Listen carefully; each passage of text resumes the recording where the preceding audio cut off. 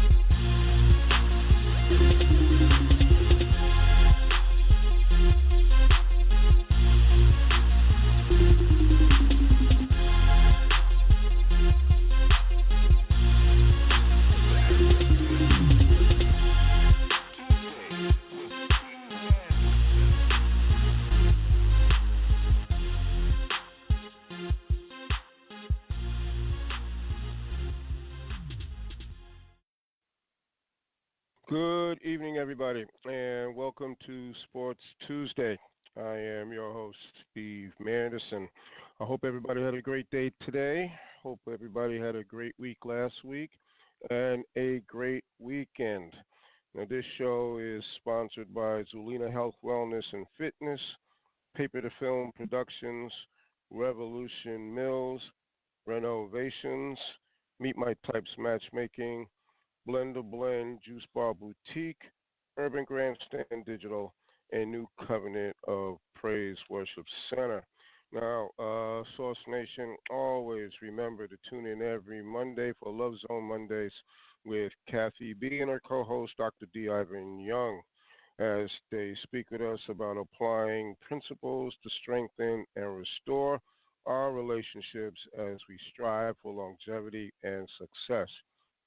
Okay, we're going to have a great show tonight, a very special show, as this is my fourth annual tribute to Jackie Robinson show. Jackie Robinson Day is coming up this weekend, April 15th, and has been the tradition for the last few years. On Jackie Robinson Day, every major league team in baseball on that day, all the players will be wearing the number 42. So this is this weekend will be a very special weekend, a very special day, April 15th, being the day that Jackie Robinson in 1947 broke the color barrier by being the first African American to play in the major leagues with the Brooklyn Dodgers. My guest tonight pretty much inspired me to do the tribute to Jackie Robinson show. They were on the very first one. Baseball historians Ian Kahanowitz and one of Jackie Robinson's best friends, Ron Rabinovitz, will be my guest tonight once again to talk about the life and historic career of the legendary Hall of Famer, Jackie Robinson. All right. So Ian Kahanowitz will be coming on in the first hour at 6:15, and Ron will be coming on at 7. Ian will be joining Ron in the second hour to further talk about Jackie Robinson. So it's going to be a great show, the fourth annual tribute to Jackie Robinson show on Sports Tuesday. We will take a break, and when we come back, my guest in the first hour, baseball historian Ian Kahanowitz. Hang in there. We'll be right back. Source Nation, you're listening to Sports Tuesday with Steve Manderson. We'll be right back.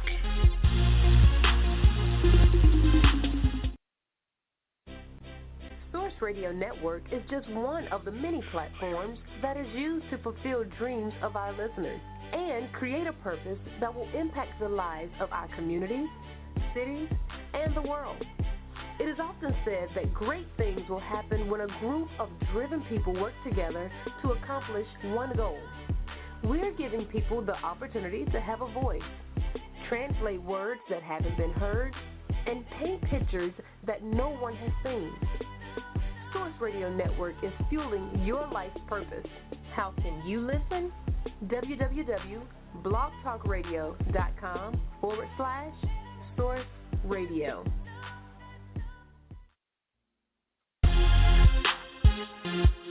Welcome back, Source Nation. You're listening to Sports Tuesday with Steve Manderson.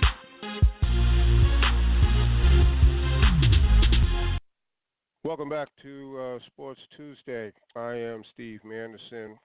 As I said, before we go on, all right. Again, as I said, this is a special night, my fourth annual tribute to Jackie Robinson. What an historic man he is, the athlete, the man, the humanitarian. And his Jackie Robinson Day this coming weekend, April 15th, where on that day all the major league teams and the players will be wearing the number 42. All right, so that day you can throw away your scorecards because everybody's going to have the same number. All right, in honor of this great man. My first guest, no stranger to the show. In fact, he is one of the two guests inspired me to do this tribute 4 years ago. And he is back with us today. Let me just, without further ado, actually, he also has a talk show. Called a sports show called Genesis, or you could check it out on the Comfortable Radio Network. Let me bring on right now baseball historian Ian Kahanowitz. Ian, how are you? Hey, Steve, it's great to be back on your show. How's things going, man? I'm doing fine. It's great to have you back. It's been a while. As I said, yeah, it's been a while. You know, things are good. You know, the sites are up, and for me, I'm walking for the first time in a very long time, so things are going good. That's fantastic. That is fantastic, and I'm so glad to have you and Ron back on the show tonight, talking about this great man. And it's. Every year I say this, every time I do this show, and I always ask this question, and especially to Ron, the popularity of Jackie Robinson Day, the way it's been treated and handled by Major League Baseball, it's been simply fantastic. The whole idea of the players on that day wearing 42, and now there is a statue outside of Dodger Stadium in honor of Jackie. What is your assessment of everything that's been going on over the years, and especially now with the statue outside of Dodger Stadium? You know something? Well, we have to go back. We have to go back to the mid-1980s, because that's when Commissioner Peter Uberoth, who I really disliked because of the whole collusion era, where he kept the salaries down by trying to break the free agent market, He put time and investments not only to stop the drugs, because there was drugs everywhere, the Pittsburgh drug trials, Keith Hernandez, Willie Aikens, all those guys. But his other thing was to get minorities into the game further. And one of the things he did was, recognize Jackie and knew he had to do something for the 40th anniversary in 1987, which he did. And, it just grew from there, because in 1997 on the Bud Selig, again, another commissioner I'm not very fond of, they retired Jackie's number. And, of course, you had Jackie Robinson Day pretty much ever since that time. And every Major League Baseball team has to honor Jackie Robinson, and I'll tell you why. Because as time goes by, the Negro Leagues and all the black history that has gone before this time is fading away. You have very little people who are left alive from that era. Modern players really don't know what these folks went through to just get into the major leagues. So every year, when Jackie Robinson Day comes, it is probably the most important tribute during the whole baseball season.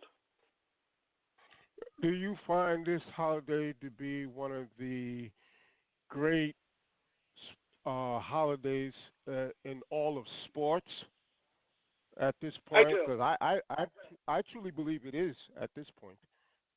I do, and I'll tell you why. Not a lot of people know that Jackie Robinson's brother finished second to Jesse Owens in the 200-meter dash in the 1936 Olympics. The problem was, when he came back to the United States, he became a janitor in Pasadena, and of course, the whole racial segregation and all this stuff was going on. He lost his job because of a government order. Jackie Robinson played 4 sports, okay? He played 4 sports, and he chose baseball to be that sport, and just the whole hoopla of him coming. The whole National League was going to literally boycott. That Commissioner Chandler said, I don't care if all of you go away for 5 years. If that's what the suspension is going to be. I don't care if the National League dies a timely death because of this. But he's going to come, and you're going to accept this. You have to go back to the era. This was so monumental. I mean, things were still segregated, especially in the South. The United States, post-war, it was at a dichotomy. It was at a crossroads. You still had the Southerners screaming their bloody heads off, saying, nothing's going to change because black people went into the army and fought a war.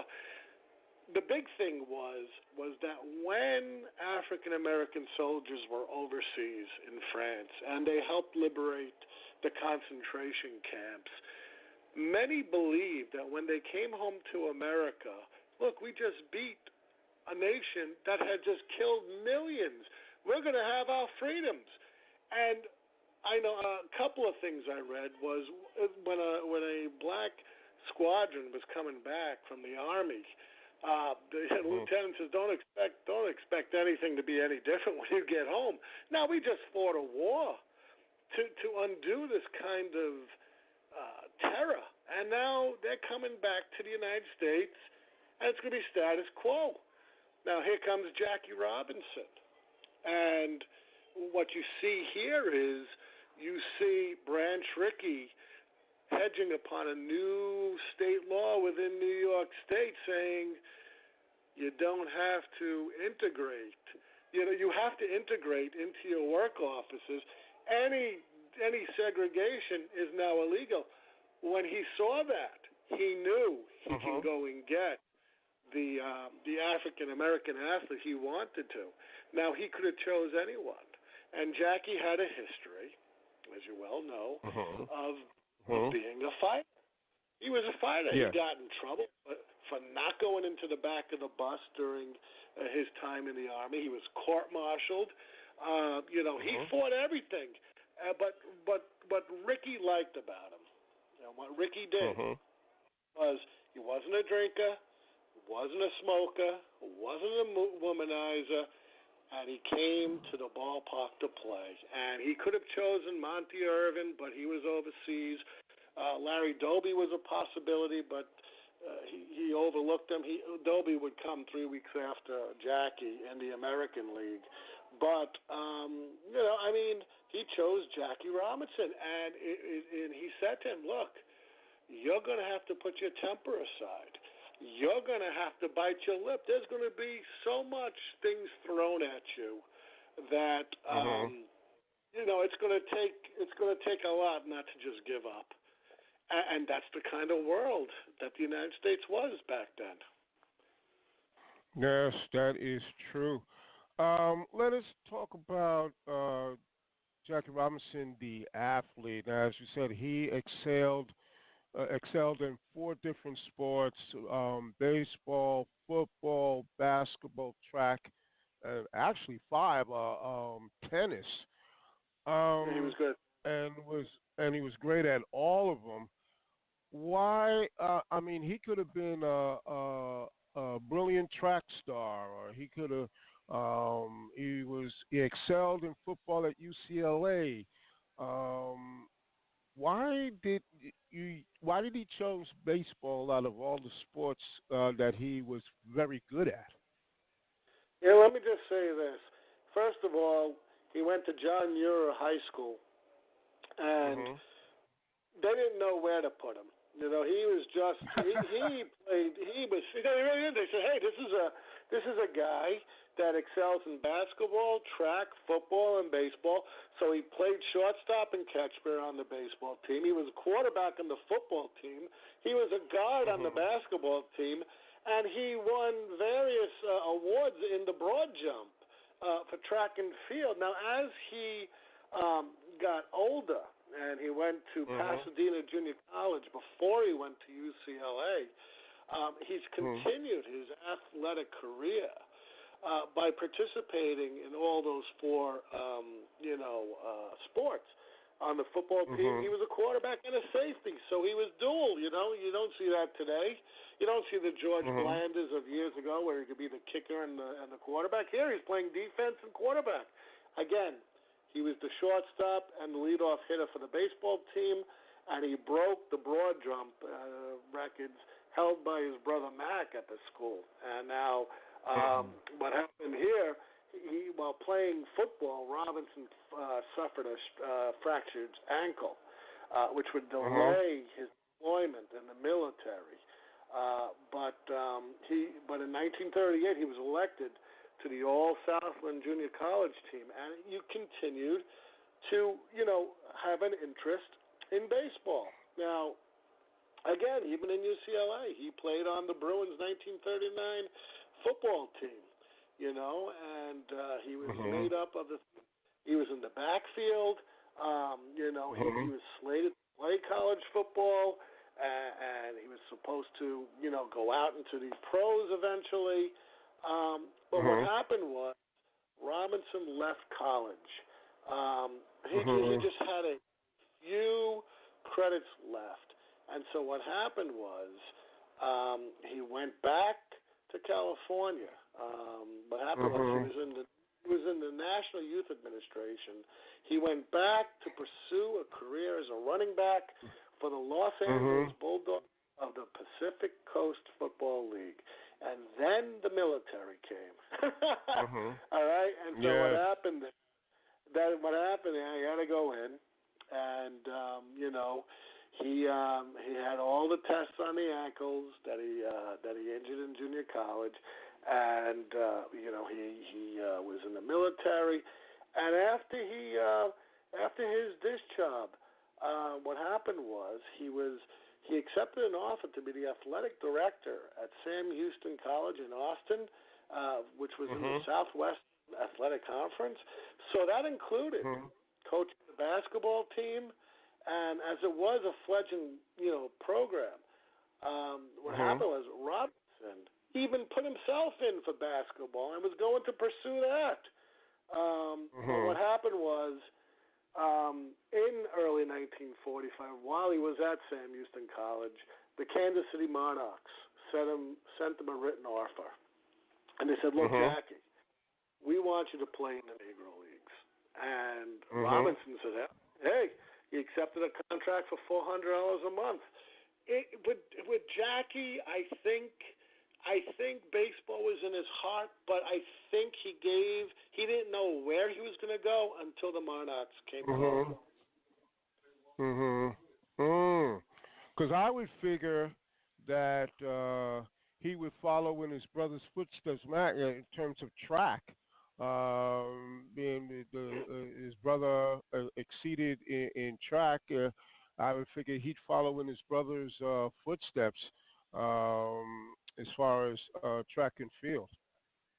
He would have, but he had that ankle injury in football, and that caused him, although he was quick, and he brought back stealing to the major leagues. They haven't seen anything since the Ty Cobb era, because everything was now on the long ball and stuff.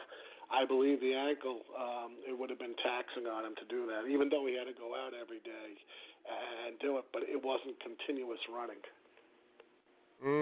Now, going back to John Muir High School, he played on the Pomona annual baseball tournament all-star team, which included a couple of pretty good Hall of Famers in their own right, Ted Williams and Bob Lemon. So maybe even going far back as high school, he probably playing with players like them, especially Ted Williams. You probably learned valuable lessons in baseball from those two gentlemen. He did, and I think in late '37, they reported that he was an outstanding athlete. But even with Ted Williams and Bob Lemon, who both went into the Pacific, the PAC League back then, the PAC Baseball League, the Pacific Ball League was just as big as the majors. I don't think they had as much influence over Jackie because I still think he was divided, and they weren't superstars yet. Well, that's a good point too. Yeah, that is a good point. In regards to the Negro Leagues, as I said, he played for the Kansas City Monarchs, and I think practically everybody played for the Monarchs. I think the Monarchs were one of, if not the top team organization in the Negro Leagues. He came across a lot of Hall of Fame players in regards to Willie Mays, Hank Aaron, Satchel Paige. Those three, in general, I guess, continued to give him inspiration. And what was his relationship with those three guys in particular?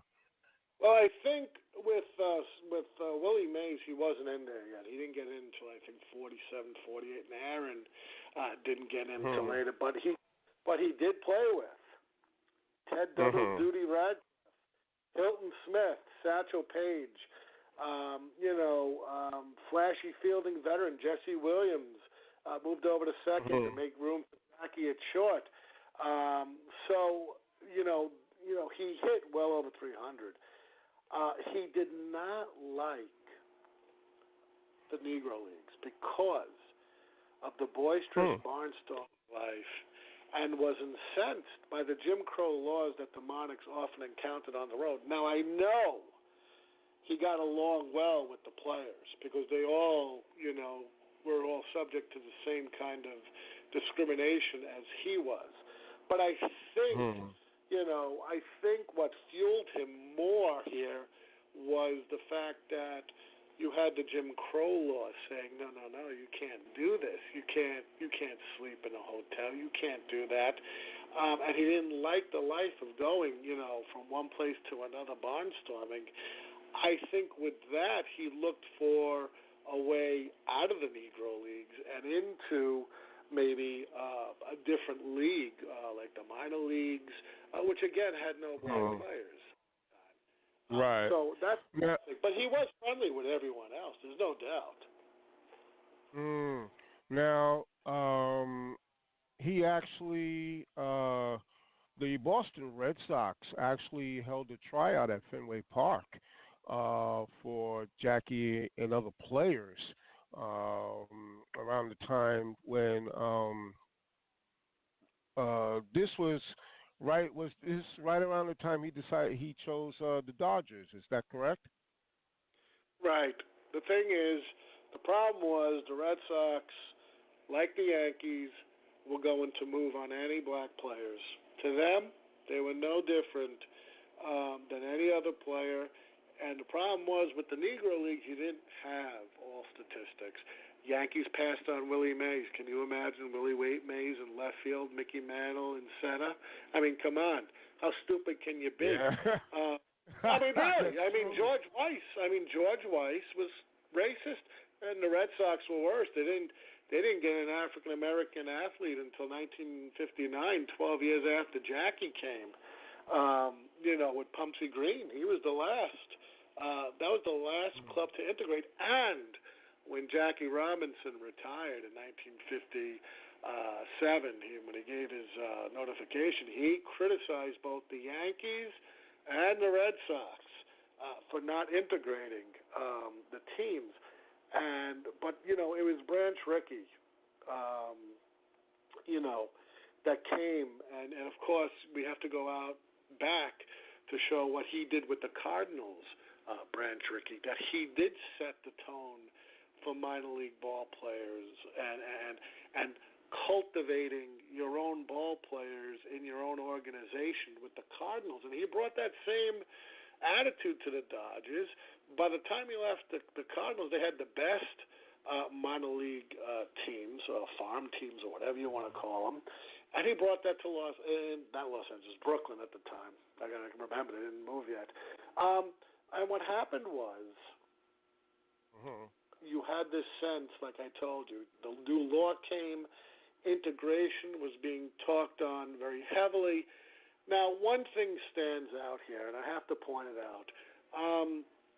My book is coming out in August, so and it's on Ty Cobb and Chris Spica. And that whole, scandal in 1926 and 1927. And I was, I'm honored, I was allowed access to Judge Landis's files. And I can tell you here, it is grossly overstated that Landis was a racist.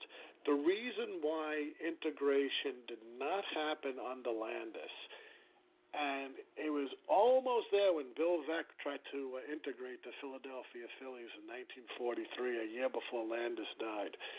The reason why Landis did not integrate was because we had the Depression on, and if he was to integrate, he would lose money. It was the owners who colluded, even against the commissioners, to keep African Americans out.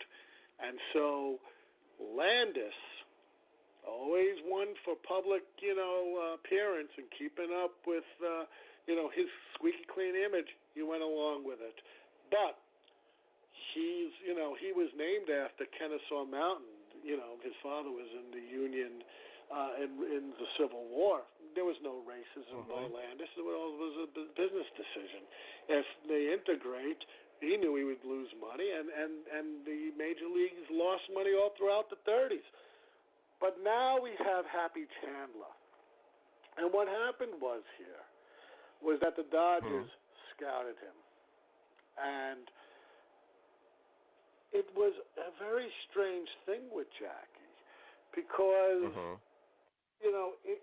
he was always one, like I mentioned to you earlier in the show, he was always one to give his opinions. And, and Branch Rickey didn't want that. When Rickey even proposed this, it was a near unanimous disapproval from the whole organized baseball establishment. It was an uproar. It was that crazy. And after it died down, and the campaign to downplay Robinson's talent, because that's what they did. I know Lee McPhail's dad, Larry McPhail, sent out a memo to all American League teams, that African American players aren't as good as white, and that was just a smokescreen to keep African Americans from coming. And I'll say the words from Marvin Miller: it was collusion by the owners for decades to keep African Americans out. We're talking probably about 7 decades.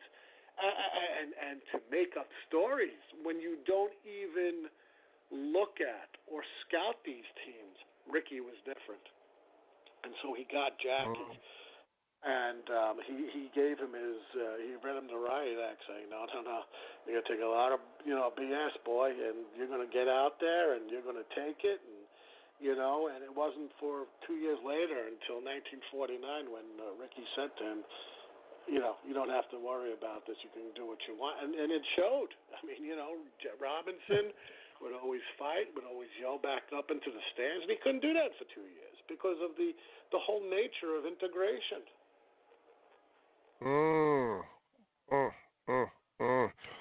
Now, he...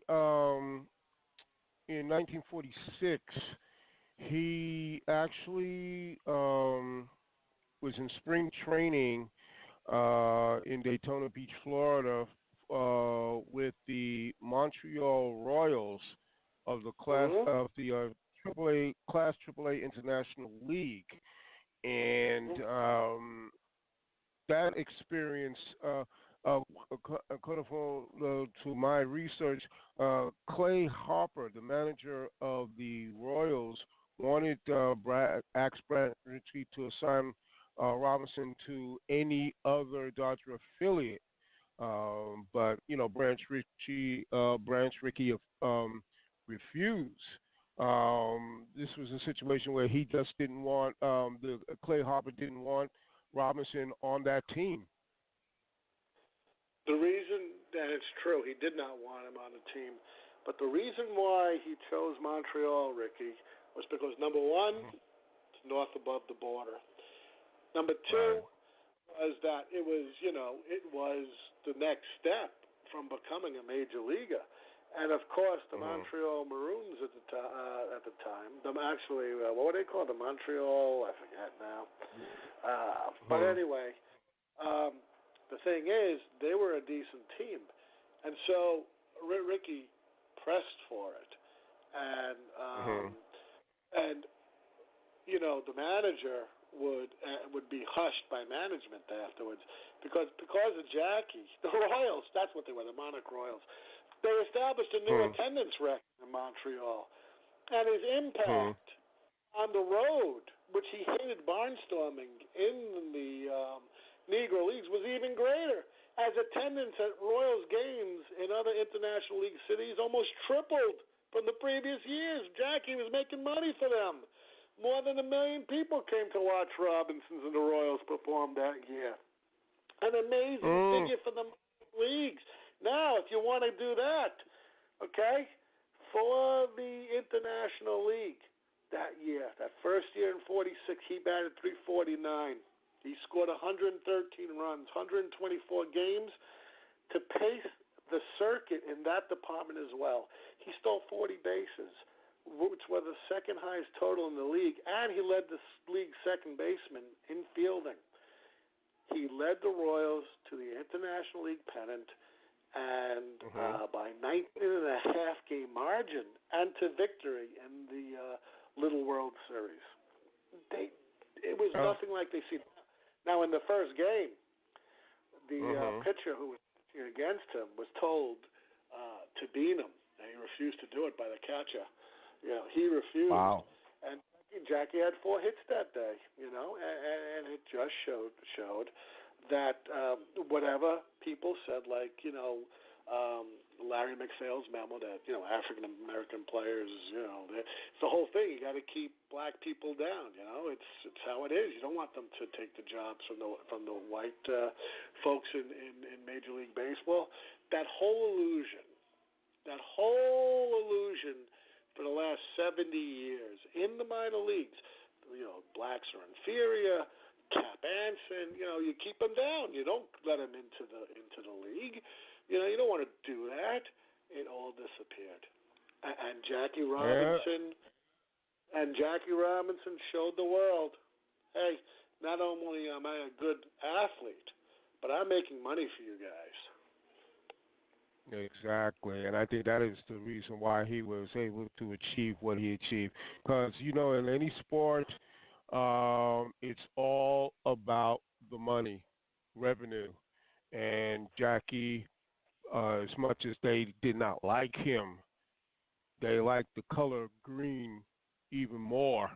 And since he was able to provide the color green for them, and look and it turned out good for them. As I said, attendance and everything like that.